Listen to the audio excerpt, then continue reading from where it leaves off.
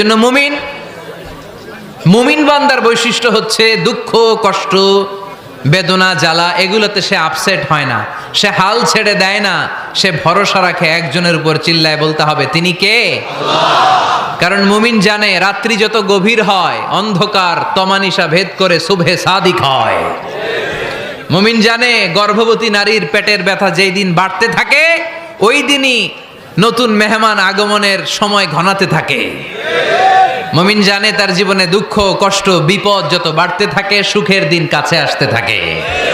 এজন্য মুমিনের হারাবার কিছু নেই। ফা ইন্নামা আল উসরি ইউসরা, ইন্নামা আল উসরি ইউসরা। নবী হে, কষ্টের পরেই আছে আনন্দ, দুঃখের পরেই আছে সুখ। আপনি সমস্যায় পড়েছেন, ওই সমস্যার সমাধানও আছে না নাই? এই পৃথিবীতে এমন কোন সমস্যা আছে যেটা সমাধান নাই? কথা বলেন। সমস্যা তৈরি করেছে কে? আবার সমাধানও দিয়েছে কে? Allah doesn't create a lock without its কি।